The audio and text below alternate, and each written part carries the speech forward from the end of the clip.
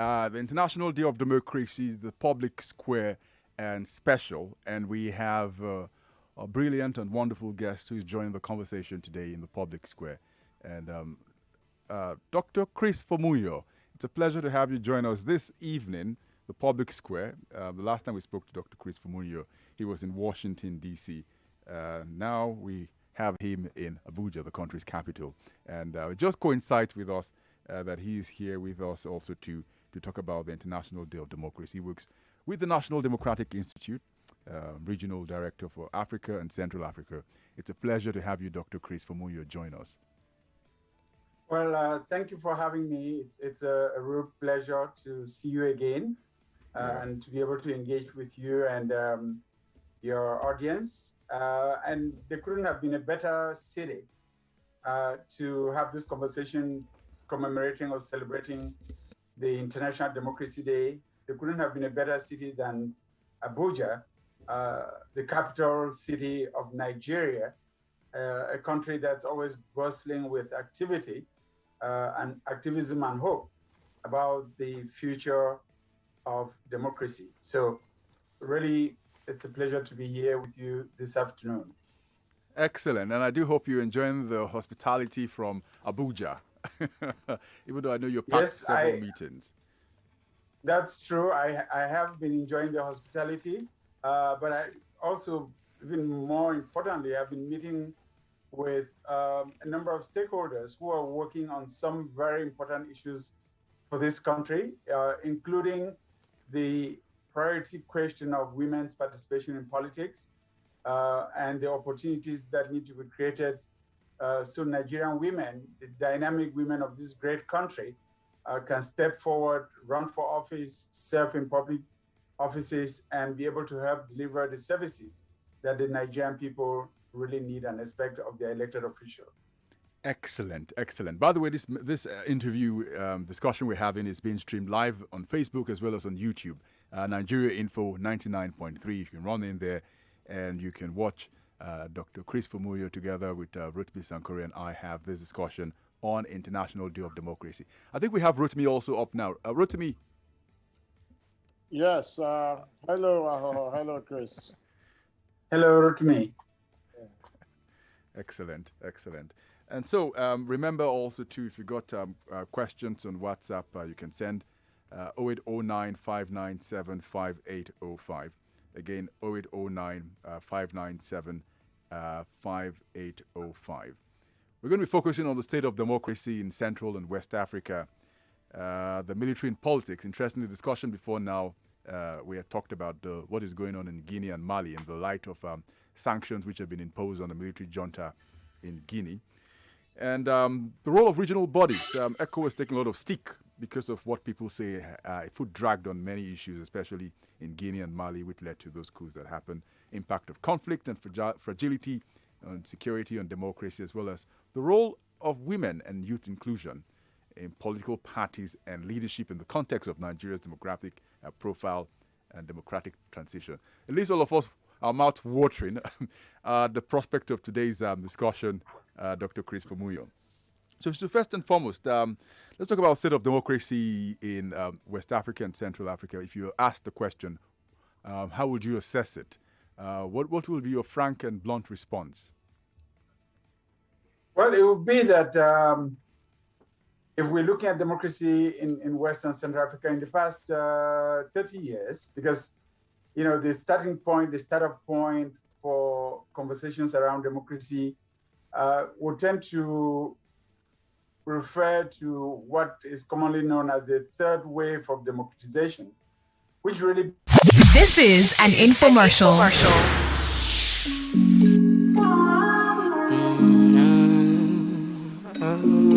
Let me tell you about Public Square.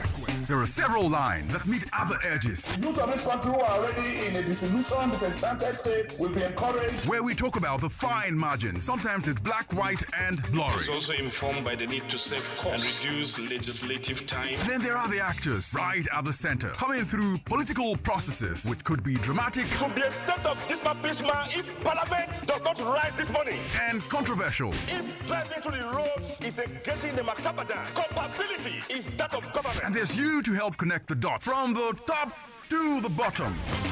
Join Rotimi Sankore and Arogo Obo at the public square every Friday from 4 p.m. to 6 p.m. 99.3 Nigeria Info. Ladies and gentlemen, This is The Public Square. All right, welcome back. And this is the Public Square on 99.3 Nigeria Info. We sincerely apologize. We had some technical difficulties, but that has been sorted, and we're good to go with our discussion with Dr. Chris Fomuyo, West Africa, Central Africa Regional Director, National Democratic Institute. It's a pleasure to have you, sir, again. Thank you for having me. It's a real pleasure to be here. Excellent. Whether, like we say in Africa, whether demons like it or not, we're having this discussion about democracy in the continent. Indeed. And I would say, whether the autocrats and dictators want it or not, democracy will thrive in the sub-region. Absolutely, must thrive, indeed. All right, so we're going to head straight away. Rotimi Sankore is also still with us and stand by, taking a number of questions. We asked you the question before we went on the break, what your assessment was, if you were asked your frank and blunt assessment of democracy in West and Central Africa, which is your area of concern. What would the response be? Sure, the response would be that, when we look at the third wave of democratization, all of the democratic transitions that began in the late 1990s till date, that we would see that up until 2015, the prospects looked really bright for West Africa. That in every conversation about democracy, people pointed to the fact that in West Africa, for example, of the 15 states that are members of the Economic Community of West African States, right. 13 of the presidents had served less than 2 terms in office. And so there had been a renewal of political leadership across the sub-region through the ballot box. And things looked really rosy. But I would say that since 2015, we've seen significant backsliding. We've seen very flawed elections, contested elections, the outcome of which have not been accepted by all the contestants. We've seen, most recently and very disturbingly, the reincursion of militaries into political processes. We just went through a coup in Mali, the second coup in less than a year in that country.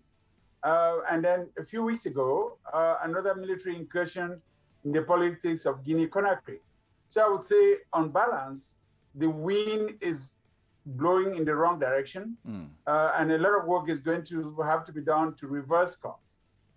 We can't even talk about the Central Africa sub-region because I feel that sub-region, there's no comparison between that sub-region and what transpires in West Africa. Interestingly, you're from Central Africa too.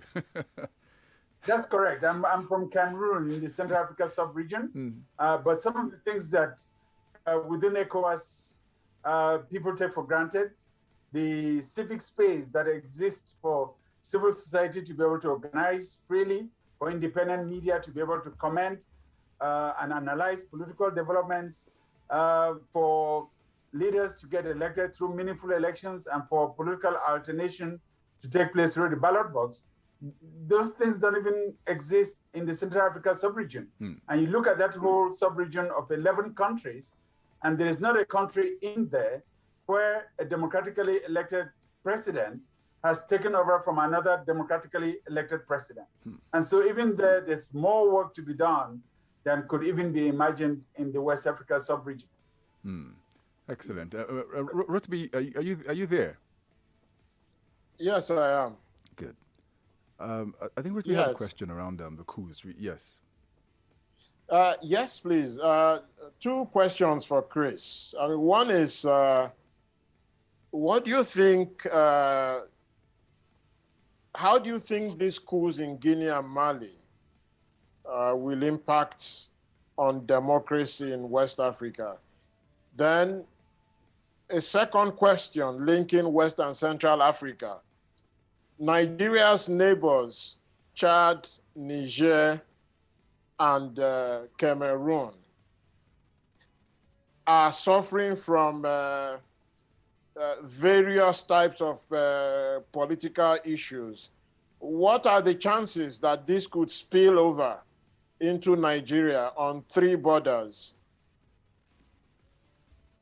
Sure, those are very good questions, Rotimi. And starting with the issue of coups, I think in a democracy, and as African countries aspire to become democratic societies, every time that the military intervenes in the political process, it's a net loss for democratic institutions and democratic practices. Of course, I know there are people who would say, before the military comes in, it means the system is already broken and the military only comes in to fix it. But that is never really proven to be justifiable because the military doesn't have the panacea to fix democratic institutions. That's really not the role of the military. The military has got specific responsibilities in every country, and everyone benefits when the military sticks to its primary functions to guarantee the safety and security and integrity of the national borders of the country. And so every time the military steps in, it's a step back because then you have to go through a transition. Then you have to look at the constitution and maybe rewrite or amend the constitution. And then you have to put in place new institutions and you almost feel that you're back to square one. So my concerns are that the military coup in Mali and in Guinea cannot be allowed to become the norm because or else it will throw back the entire sub-region, especially given the porous nature of our borders. It will throw back this entire sub-region to the state of affairs under which this continent went through, this region went through in the 70s and in the 80s. That's why our people sought democratic transitions in the 90s, because they wanted to move away from military regimes. They wanted to move away from one-party states to function as democratic societies that would capture the diversity and the vibrancy of its people. And so my hope is that the sub-regional organization, ECOWAS, would work speedily and effectively and with a great magnitude of firmness to make sure that the transitions that are being negotiated are respected so that those countries could return to democratic rule as soon as possible. And hopefully that the citizens of those countries must have learned their lessons, the leaders inclusive, so that in the next phase of governance, they will make sure not to make the mistakes of the past that open the window for the military to step in. With regards to democratic performance and instability and insecurity in the countries that are neighboring to Nigeria, it's really a sad state of affairs because it's fair to say that, of Nigeria's 4 or 5 neighboring countries, surrounding countries, the one that is most important is Benin, and maybe then the Atlantic Ocean. But that's not the place that we want us to be. And our hope is that, firstly, because we have porous borders across the entire continent, we have populations that identify with each other on both sides of any one of these borders. We have populations that migrate from one country to the other as they try to escape conflict and instability. And so if Nigeria becomes overpowered by all this influx of people escaping conflict in neighboring countries, that is only going to aggravate the internal and domestic issues that Nigeria already faces. One would have also hoped that Nigeria itself was doing so well that as the giant of the continent, it could lift up these countries in conflict. My hope is that Nigeria could still play that big brother role and help the conflicting parties, whether it's in Chad or in Cameroon, realize that these conflicts would have to be resolved through the negotiation table for Cameroon or through inclusive dialogue and an open transition process in Niger to avoid the kind of conflicts that will cause additional heartburn and suffering, pain and suffering for innocent African populations. Absolutely, and a lot of lessons to learn. In case you just joined in on your number one Talk News and Sports Station 99.3 Nigeria Info. We have Dr. Christopher Fomunyo, the National Democratic Institute, Regional Director for Central and West Africa. And we're looking at this all-important International Day of Democracy, which is marked on the 15th of September every year. This happened on Wednesday. We're taking an opportunity. We will have an omnibus conversation around all of the important aspects of democracy.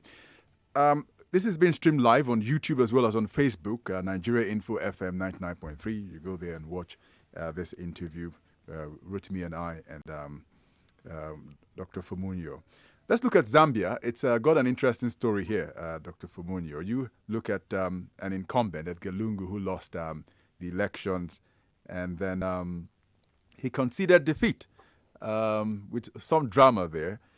And you look at the new man who's coming, who's the sixth time Hichilema has had the opportunity to vie for his country's top job. You think there are lessons to be learned from the Zambian story, from your point of view?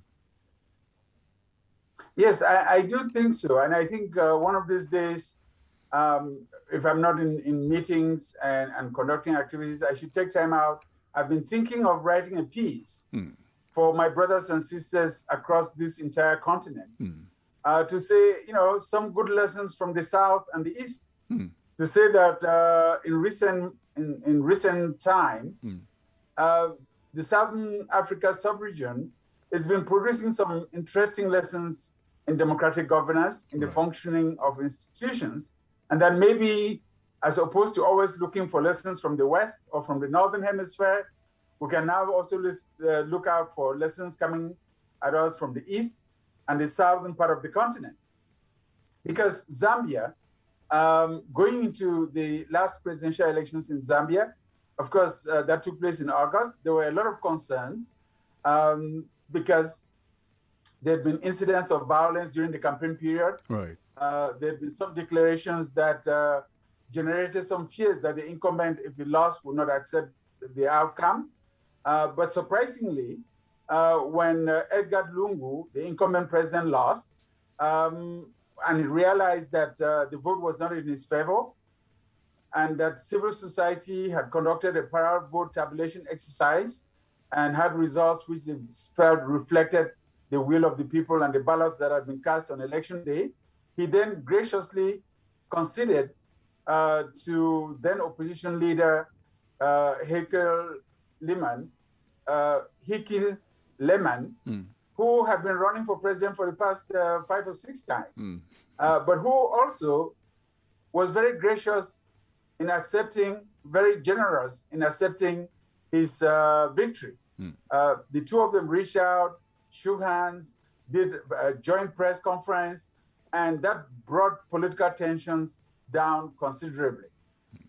Today, I think the people of Zambia feel very proud about their democracy, and in some ways are reminding all of us that this is about the 3rd time in Zambian history that political power has changed hands from one political party to the other through the ballot box.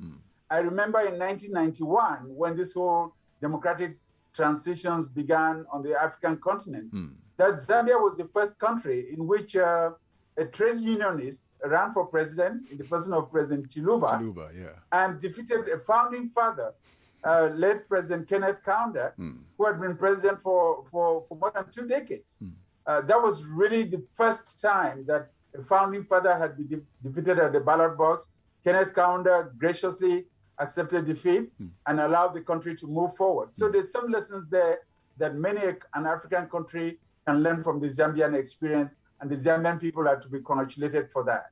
Absolutely. And Nigeria has got its own experience too. I remember former President Goodluck Jonathan as an incumbent having lost the ballot to the incumbent Muhammadu Buhari. All right. Rotimi. Yeah. Hello. Yeah, we're here with you now. Yes, please.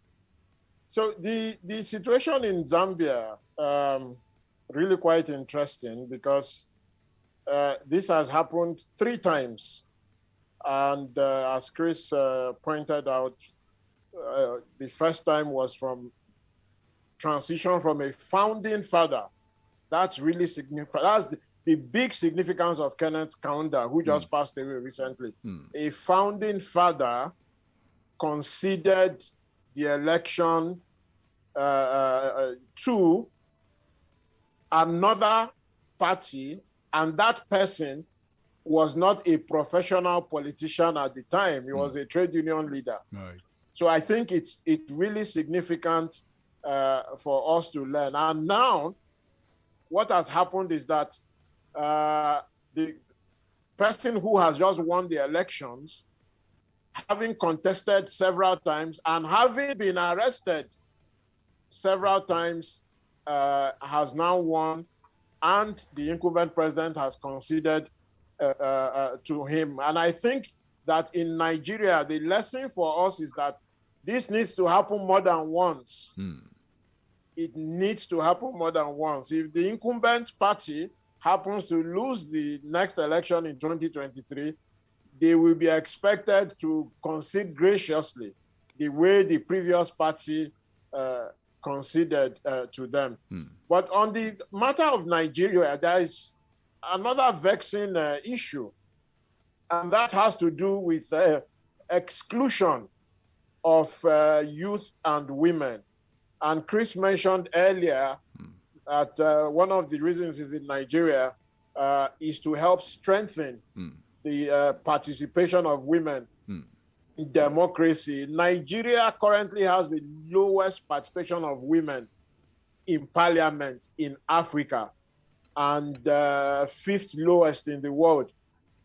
Chris, in the experience of NDI, how does this affect the credibility of democracy? Is it really a democracy if women are excluded? Well, that's you summed it up very beautifully, Rotimi. And I would say, that's part of the paradox of the great country that Nigeria is. Because according to official statistics, women in Nigeria constitute 52% of the population. And when you look at Nigerian women, just the vibrancy of Nigerian women, you find them across the globe, just shining and performing remarkably in international organizations at the highest levels.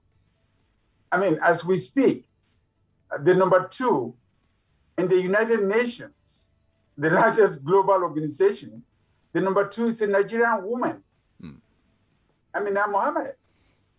The number 1, the first African and the first woman to be elected Director General of the World Trade Organization, WTO, Dr. Ngozi Iweala, is a Nigerian woman.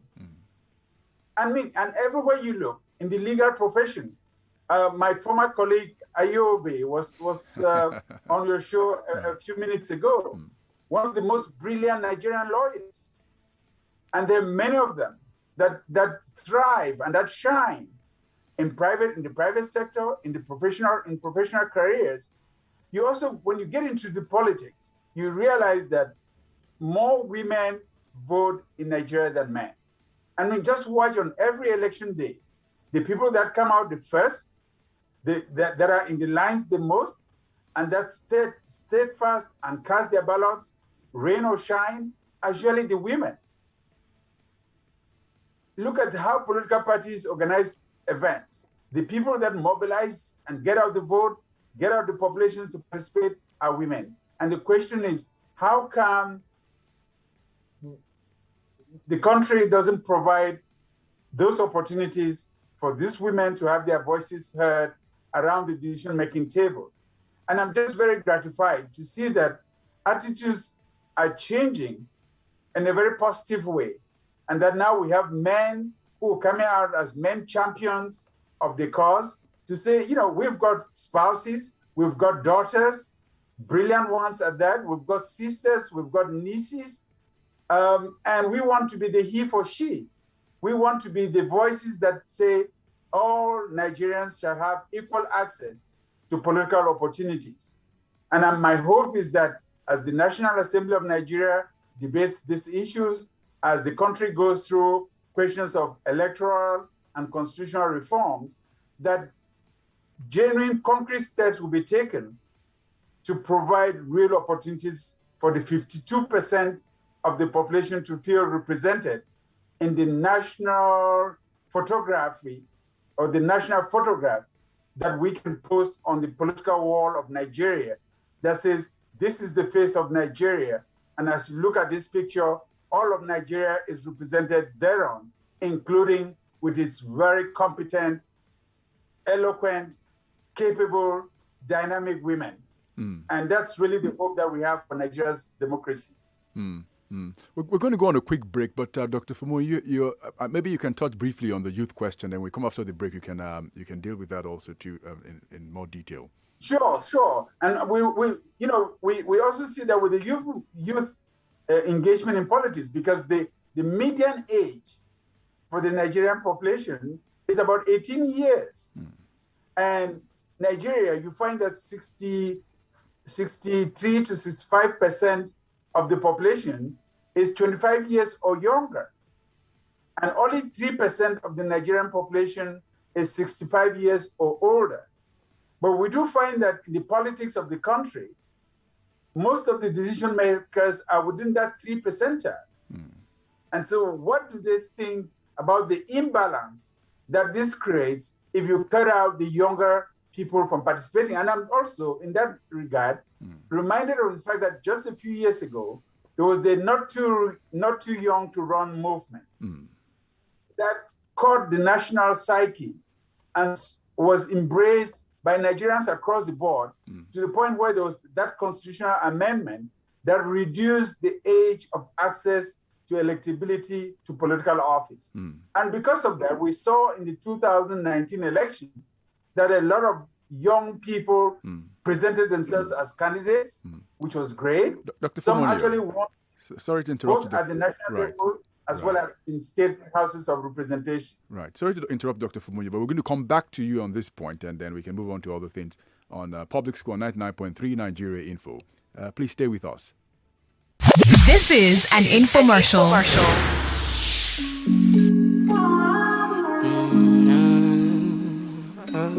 In the last hour, they were about to be speaking with Dr. Chris Fumonio, who is West Africa and Central Africa's regional director with the National Democratic Institute based in Washington, D.C. in the United States. And he's been most gracious to help us, Rotimi and I, look at big discussions. So Dr. Fumonio, questions have been coming in on WhatsApp. WhatsApp again, 0809 597 5805. Again, 0809 597 5805.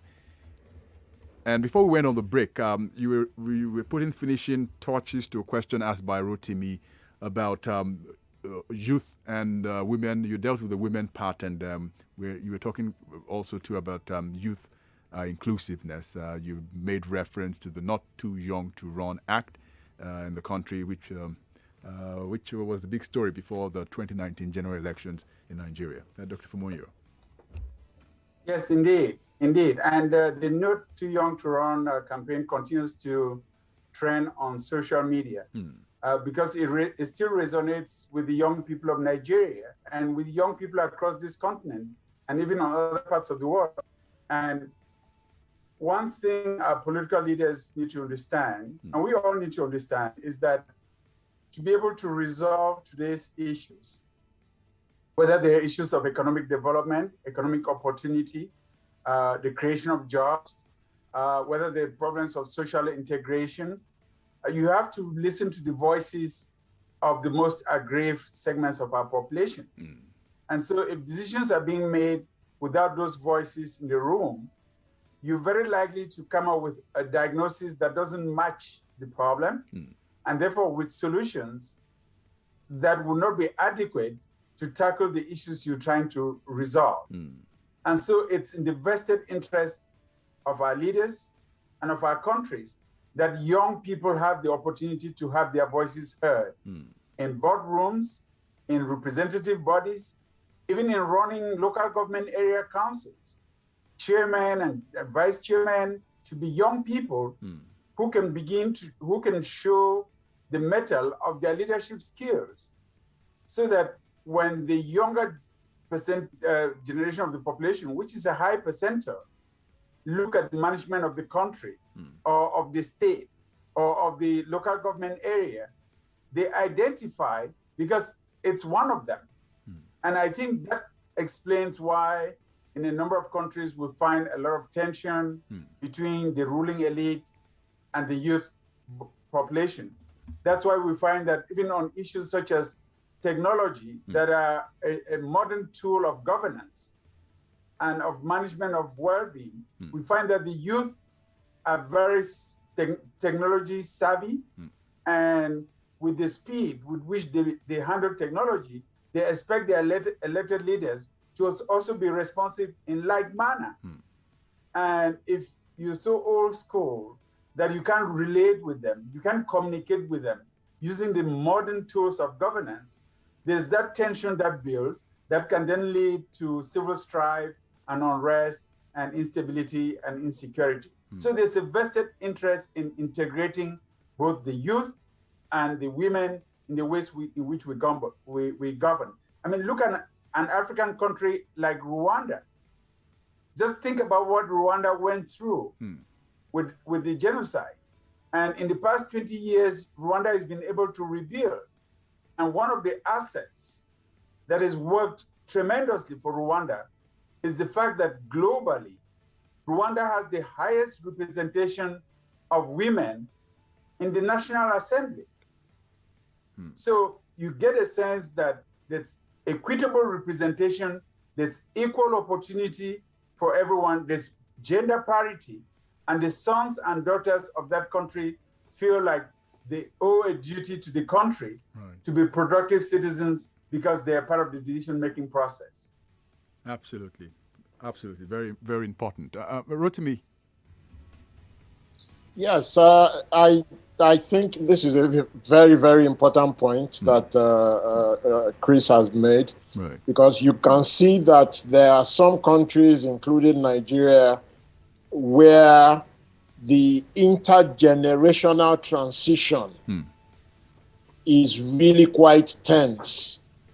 The 3% that Chris mentioned over the age of 65 are finding it difficult. They are reluctant. They haven't figured out how to transit political power to the younger generation. And as he has underlined, unless this is done, it is going to lead to crisis and instability. So I really thank him for that important point. Aho, you were saying that there were questions from the audience on WhatsApp. Yes. So let me, maybe I can get to the questions, and I think we can also open the lines. Take maybe a one or two calls. Rotimi, if Yes, Chris would definitely. oblige us to. Okay. So this is an interesting question from someone here who's asking a question about Nigeria's current president, Muhammadu Buhari. Well, it seems to suggest if somebody was a military ruler, if it's possible to be converted to a Democrat, is the question. And I think it's interesting because you have this play out across many West African countries where those in military power sometimes get back into the civilian space. Does it take anything away from the democratic experience? Well, I'm a little surprised that the debate, the question would still come up because, as far as I know, the current president of the Federal Republic is in the second year of his second term. Right. And so he served his first term. The electorate of Nigeria had the opportunity to assess his performance after the first term. They gave him a second mandate, and he's serving it. And my sense is that ultimately, because he's come into office now through the electoral process, that ultimately the electorate would have to make the decision about how he and his party performs. We also would remember that in the previous administration, we also had former President Olusegun Obasanjo, who had been president before, who had been head of state before under a military dispensation, but who came back as a civilian, retired, military, elected, nominated by his party, elected twice, and served. and is now, enjoying his retirement on his farm. And so I think a previous career experience could be used for the benefit of the country. But ultimately, the good thing about a democracy is that the decision lies with the citizens. Right. It's they who decide who gets to receive the mandate, and it's they who decide whether, based on the performance of that individual, he or she should deserve a second mandate. Right. Excellent. Before you go to the phone lines, good. My educated guess is that the listener that sent that question is asking because, as everybody knows, in this government, there is a feeling, especially amongst many cabinet members, that democracy starts and ends with election on election day. And that after that, people can't legitimately question the policies of the government without being called unpatriotic. My educated guess is that is why the listener sent that question. And well, I mean, the experience we have currently is that he may be worried about the saying that all habits die hard. So we go to the phone lines. I mean, Chris was joking with you all the time that he hopes when we have this discussion, the ban on Twitter's Operation Nigeria may have been lifted, and we could point to that as saying that maybe things were changing, but that hasn't happened yet. We're still keeping our fingers crossed. They say sooner rather than later. I really hope so. I really hope so because Nigeria has an image internationally. By all projections, in the next 20, 30 years, by 2050, Nigeria will be the country with the highest population, the third highest population in the world. Nigeria is the giant of the African continent. We're trying to project into the future. It's got the highest concentration of youth, young people, right, and probably the highest concentration of innovative tech hubs, small and medium-sized entrepreneurs. Right. I mean, the Nigerian people are very entrepreneurial, and a lot of them use social media platforms to be able to put their products to the global market, to communicate with the rest of the world. It would be very unfortunate if they're deprived from this opportunity because it has a huge multiplier effect in terms of pulling the country down, something which ought not to be the case. So my hope is with you that sooner or later we can have that ban lifted because it doesn't only deprive the 70 or 80 million Nigerians or so who are ascribed to Twitter from using that network.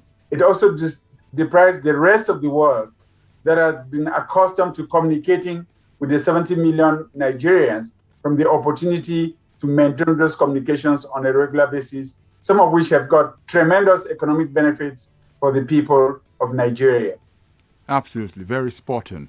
0700 993 993 993. Call in and let's talk. Again, 0700 993 993 993. For the female callers, 01465 7190. We'd love to hear from you. Let's do it very quickly. 1 minute max. Hello and good evening. Hello, Ago. Good evening, and good evening to the gentlemen. Great to have you join. Yeah, madam. Yeah, this is Alex. You see, I want to thank Mr. Rotimi for quickly pointing out there that democracy is not all about elections only. There is a lot more that democracy entails that we don't tend to practice here. And I've been saying it, I've even said it to Mr. Rotimi, to himself, that we need to even take part, they need to seek our opinion when they are forming some of their policies. This issue of VAT, they have not spoken to the majority of Nigerians on it. They said nothing. They are still battling each other in court. Who knows what will happen? Maybe when the court case is concluded, then we will now talk to the people. I don't know. Now, I want to say that the reason why a lot of these, why these old politicians are hanging on desperately to power is that they feel the same insecurity about their future that the young Nigerian feels. Do you know why? Because they did not invest enough in themselves mentally, intellectually to be able to be useful to themselves and their society at the age that they are. Right. That is why people like King Gibe is still hustling for a job in 2021. All right, Alex. Right? Thank you very much. I would have to let you go because we're pressed for time. I'll take one more call. And hello and good evening. Sorry about that. Hello and good evening. Good evening. Great to have you join us. Your name, please, and where you're calling from. My name is David. I'm calling from Ibeshoriade. All right, David, quickly go ahead. Yeah, before I come to the older ones transisting power to the youth, please let me see to African problem and Nigeria in particular. The military are supposed to be corrective government, which developed countries in the whole world use to bring up themselves. But unfortunately in Nigeria, our military failed in this direction. And this international global body that are to see that there are good governances in countries like ECOWAS, like African Union and UN, they are not coming forth to actually put up a strategy by which this should be ensured. Then coming to how our Nigeria political leaders can hand over to the youth, I want to see a situation whereby action and concentration of governance will shift from the federal to the local government for this reason, where we will have the technocrats and captain of industry even coming to participate so that local government will be controlling the natural resources. Right. And elections there will be on independent basis. On what level? Right. We'll have to leave it at that. Thank you very much, David from Ibeche Island. So we have to do the parting shots now. It's been an intense, engaging discussion I wish would never end.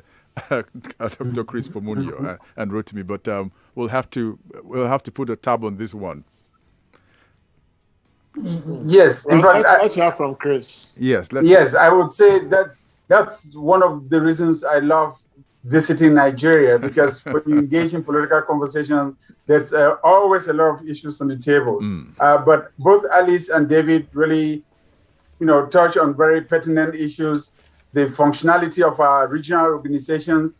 I like to remind some of my friends who work for the African Union in Addis Ababa that they shouldn't forget that they used to be an organization of African unity. But as Africans began to express their dissatisfaction, there was a need to transform the OAU into the African Union. And that with the hope that the African Union will look out more for the African people than just function as a club for heads of state looking out for themselves. So I hope that that message can continue to be hammered home by Africans across the board at the grassroots level. And I will agree with our two callers that democracy is not all about elections. It's what happens at the grassroots level, in the local government areas, the voices that are given to citizens, even at that level, that then determine how the state functions at the federal or at the national level. And my hope is that Nigerian Democrats across the board, as we celebrate the International Democracy Day, that we will look at what has been accomplished, acknowledge that, compliment everyone that has contributed to that, but also project into what we would like to see in the future and work as hard as ever to make sure that we transform the country into the future that we want it to be, and that we lead each and every one of us by example. So it's been a wonderful conversation, and I look forward to continuing it some other day with each and every one of you.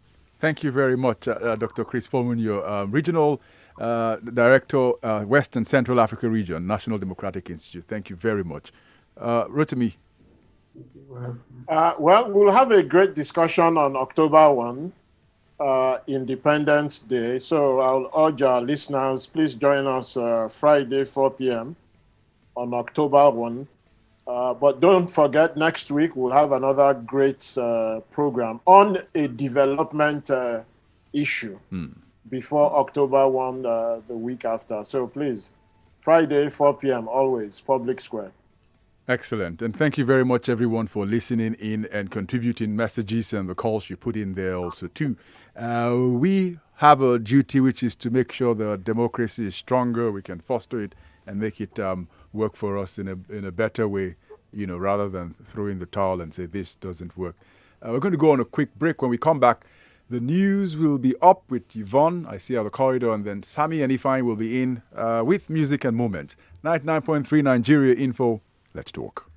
This is an infomercial.